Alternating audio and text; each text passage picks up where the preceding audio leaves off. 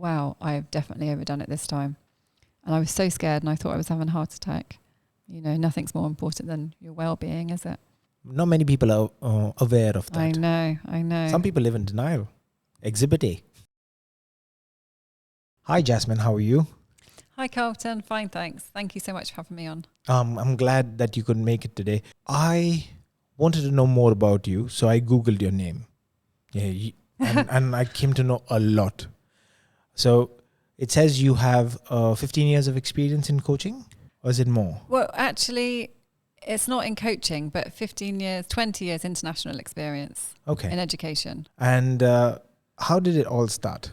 How did you get into the coaching? And tell us a bit about what you do. It starts from when I was 18 and I found out that my father had passed away, but I found out in the newspaper. So obviously I was completely shocked and I experienced so many emotions that day. You know, I was hit with a billion emotions. But the thing was, is I didn't have any emotional awareness. So I didn't know how to cope with this news and how I found out as well. I was very close to him. So, you know, I was very, very upset, or numb. I don't know. I was feeling so many things. But basically, this led me to wanting to just leave the situation. So I trained to be a teacher and I left the UK and I ended up living and teaching in 11 countries, which, you know, I loved doing as well because it was so educational, interesting, but it was very hard as well and lonely at times. And I think that's how I dealt with my grief as well. So yeah, fast forward, I don't know, 17 years or something, I came to Dubai and that's when I don't know if it was the time or I felt relaxed or I'm not sure, but that's when I started reflecting on my life and I looked back and I was just like, oh wow, 11 countries, 17 years. I really don't want to carry on like this. What can I do? I want to change my career. Because I think I love teaching. I loved being with my students and supporting the parents. But I always knew I should be doing something else. You know, you have that feeling when you just, there's something else for me. And I always had that feeling. So I thought I want to explore this. How can I explore it? And then I was recommended different coaches. So I thought, okay, I'll do some coach training so I can find out what I want to do, what with my life, like what's my purpose. So I did some training, and during the training, it was so transformational. I thought, this is what I need to do. Because I realized so many things about myself. It was very hard, by the way. But I just realized the power of working on yourself and how important it is to be self-aware, which is something that I didn't really have growing up. So I thought, I need to do this. This is what I want to do. This is it. So I got certified and then I started coaching adults, which I loved doing and I still do. But then I thought I need to work with teenagers because, you know, if I'd have had these resources, inner resources, tools and techniques when I was a teen, maybe things would have been easier for me because really looking back, I had zero resources apart from my intuition, which did help. So that's it. So that's why I became a coach working with teenagers. And then I thought, you know what? I want to support parents as well because my mum's amazing, but she didn't know how to manage my situation. So I started creating workshops for parents as well. And I started delivering, I made a program and I started delivering my program, schools and universities in UAE and UK, online and face-to-face. And then I started delivering talks and then I had my podcast to give the youth a voice where they share their challenging teenager experiences and what they wish they had or what could have helped them. But so I work with teenagers and adults. The term coaching, until recently, I thought it was only for sports. So when you say you coach children and parents, can you let us know what kind of coach you are? Well, that's a really good question, actually. Yeah. And I think a lot of people can get confused about what's a coach, what's a therapist. mentor, teacher, trainer. There's so many. So I'm a life coach. I studied in the coactive method. And so, you know, I work with my clients, teenagers, adults. The important thing to distinguish is, you know, I never give them solutions unless they ask me specifically for a solution, and then I can say, okay, I'll be your mentor for a second. This is not my coach. I'm not wearing my coach hat. But as a coach, I will ask them questions. I will explore different techniques with them, and I will react based on, you know, what they're saying. So it's all in the moment, being present in the moment, but it's me helping them find their answers within themselves, but not giving them any answers, if that makes sense. So if I'm getting it right, you ask them questions that they... open questions. Open-ended questions, Yeah. and they search within themselves for the answers. Exactly. So that would promote for them to be more self-aware. Definitely. And for them to have realizations about themselves, learn new insights. And then also there's lots of different techniques that, you know, some will work with some people and some won't work. So there's a lot of exploring, but it's about them finding the answers themselves. And that's what empowers them and actually helps them become, you know, it helps them have core confidence as opposed to just self-confidence. Do you think people are more open to reaching out to a coach, a life coach? That's a good question. More open than before, maybe, yes. But I still think some people think it's a weakness to reach out for help. But I think it's changing. But I do think people are more aware of that, but it's a process, I guess. It depends which region as well. So how long ago did you start this business of yours? So I started my training was April 19. So it's been, but I was still teaching at the time. So I would say it's about 2 years. Okay. So April 2019. I started the training, yes. Okay. Yes. And the training was over 2 years. It was quite intense training, actually. Yeah. You said that during your training you were still teaching. When did you leave the teaching job? June 2020. And yeah, so that's 3 years ago. But then I started training in business. Right. Because that's the thing. Yeah. You know, I was a teacher. I had a lot of challenges. Yes, so many. And actually, I think the coaching helped me with all of those. So I felt so lucky that I was learning all about the coaching, learning all these new resources, which helped me in my business as well. Can you share some of these challenges, or do you still have them? Okay, I think loneliness was definitely one. You know, because especially during COVID, I spent so much time alone. I literally spent a year, which some people might think I'm crazy, creating content. That's when I created my program. I recorded my program on 94 videos. You know, I created all the workbooks. That's when I did my podcast. I was creating and learning about business as well. But I spent so much time alone. But actually, the first year I was okay. I think because I was so busy, I was so excited. It was all new. But then I started doing that the following year. And then I just got to the point and I was just like, I can't do this anymore. I need to be around people now. I mean, of course I was around people sometimes, but I spent a lot of time on my own because I was creating. I mean, I had to do it by myself. That's how I focused and everything. But yeah, the following year, I was like, this is time. It's time to go back into the real world. So that was quite hard. And still now I spend probably more time on my own than I would like. Because I just find sometimes it's just easier when you're alone to do things, you know, when I'm focusing on things. And obviously when I'm coaching, I'm with the person, but I'm still on my own. You know, it's not like working in a school, for example, where you have a whole team of, you know, your colleagues and your students. It's different. And I really do miss that, actually. Yeah. But I am working more face-to-face and in groups. So it's changing gradually. But I think that's what's been hard for me, the loneliness. And you've also been reaching out to many people on the internet. So you've been doing a fantastic job, Jasmine. I've been seeing a lot of your videos. You. Oh, really? I mean, you did tell me that you've been working a year on content. Yes.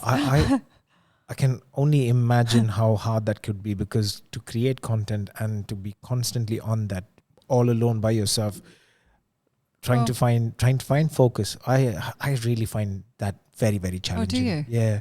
I get tired of it at times. But I think at that time, I didn't find it that hard at the time. I think that was the right time to do it, because it was only yesterday I was looking at my program and the videos, and I was thinking, how did I do this? Because I don't think I could do it now. I think it was just the right time for me, and I was so excited and I was so focused, and I'm so glad I tapped into that energy at the time. I made use of how I was feeling then, because now I think I'd be the same as you. I don't think I could do it. At this moment, how's the business going? Yeah, no, I'm really enjoying it, because I know, of course I have a lot of challenges and it is still really hard, but I feel like it's different things that are hard. It's not the same thing. It's like, I feel like I have a challenge and it's really, really hard, and then I overcome it, but then there's another challenge, but I'm glad it's another challenge and it's not just the same challenge, so I feel like things are progressing forward. But it is still hard, and I'm still learning. I still feel like there's so much I need to know and learn. But then when I look at how I was maybe a few years ago, I think, wow, I've come so far. So, it's all about perspective, isn't it? And recognizing that you're still going ahead, it's gradually moving towards a goal. Yes. Yes, exactly. Yes. So yeah, some days I feel like, oh yeah, this is amazing. And then other days I think, oh, this is so hard, and I think that's just how it is. Being a content creator yourself, what a topic that you would want to speak on? Something that's close to your heart, that you think that by sharing it, you could maybe... I think, there's so many topics, actually. But I think one topic that's really standing out now is burnout. I think so. I did a talk on burnout, and I've got my workshop on burnout, how to avoid burnout. And I did a talk not so long ago, actually, and so many people came up to me after the talk and said how they had been burnt out as well. And I just feel like it's such a common thing. So many people are on the verge of burnout. Yeah, and I just feel like maybe that needs to be spoken about more, and to us to lose this, what's the word? Sometimes we think being busy, is a really good thing, but sometimes it's not, is it? You hear every time you say I'm busy, people say, oh, well, that's great. And I remember before I was so busy, and people would say that, and I'd be like, it's not great. I'm drowning here, but there's this busy and productive are different, yeah. What does burnout look like? What is a burnout? I think for everybody, it's probably different. Mm-hmm. For me, I had burnout. For me, it can be, you can be mentally, it can affect you mentally, where you maybe feel really depressed, you don't want to go out, really overwhelmed. It can affect you physically, have pain in your heart and chest, digestive issues. There's so many ways it can affect you. But for me, it was, I literally couldn't talk for about 5 days. Wow. It was too hard for me to have a conversation, because my brain just couldn't do it. I woke up one morning and I just had this really bad pain in my heart. I've been pushing myself, and my body had been telling me, slow down, but I had so many important things happening. Nothing's more important than your health, yeah?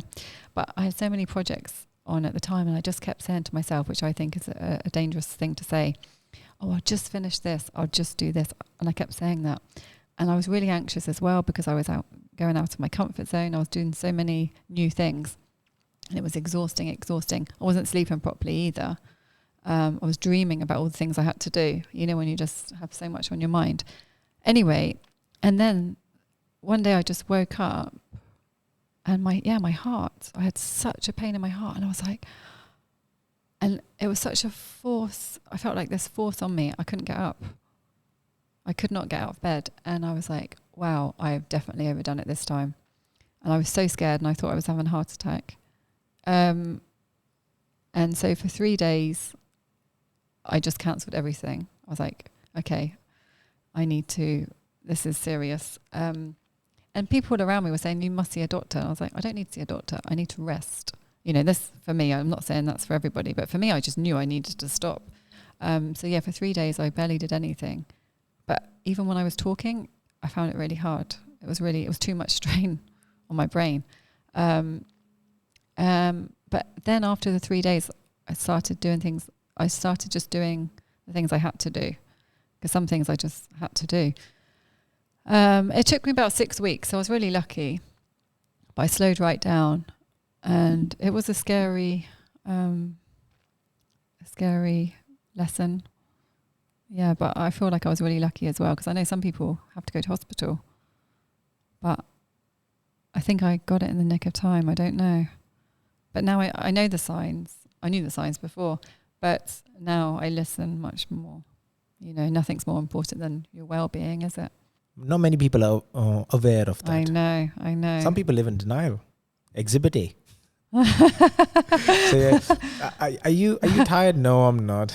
I'm going to push myself. No. I'm too tough for all of this. But then I know what you're saying. I can relate. So when you were sharing your story, I was like, oh, probably that is what it is. Really? Yeah. Yeah.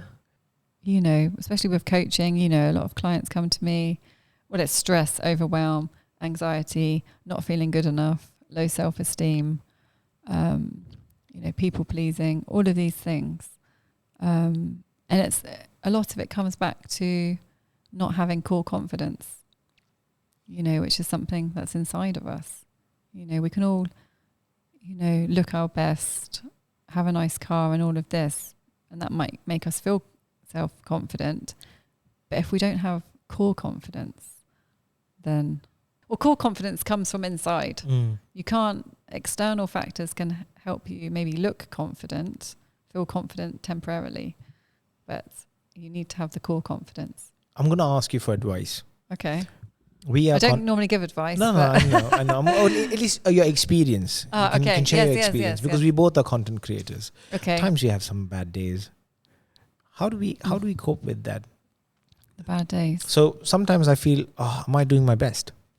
That's why I tend to push myself. Yes. And then ignore the other signs that, I need to slow down. So I need to keep working on building subscribers, building views, downloads, so many things. But are they more important than health or family? No. Definitely not. But we still do. I still do that. I know. And that's something that I struggle with. So when you were talking about burnout, it's a very close... It's a topic that's very close to my heart. Although I did not realize until you mentioned. Oh, really? And then I'm like, self-awareness. You see, sometimes we tend to, like I said, I tend to deny, or I don't want to give up. So that takes precedence over common sense, really. So yeah, it's all of these beliefs, and that's with when I did the burnout talk. That's what one of the techniques is, the 5 why technique. I'll have to give you the name of the person who, because I can't remember the name now. Mm-hmm. But it's, because for me, one of the problems was I couldn't say no to maybe opportunities coming my way. I was just saying yes to everything because I was maybe scared. I had all of these beliefs around that. So I wasn't creating healthy boundaries, but these beliefs were like deep-rooted beliefs. And if you don't, if you're not aware of those, you're not going to change your behavior long term. So once I figured out what my limiting beliefs were that weren't serving me, I was able to change them to ones that were serving me. And then I could start creating healthy boundaries, and then I could say no. So, you always have to dig deep. Right. To change your behavior. So it's inner work again. Inner work is the key. It's the hardest thing, but it's the key. I'm going to work on it, on myself. Yes, I'll show you the 5 why technique. Right. Definitely. That's what I'll put in the link as well, yeah. Brilliant, yes. So that others also can benefit from. What would you say to parents and teenagers and children? How do we better connect? I've been asking this question to many people, and they've been giving me their opinions on it. So I want to ask you as well.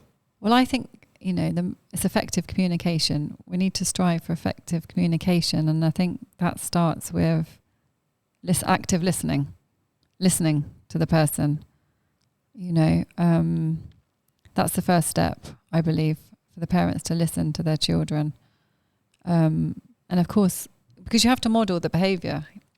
So if you listen to your child is probably going to listen to you. If you respect your child is going to respect you.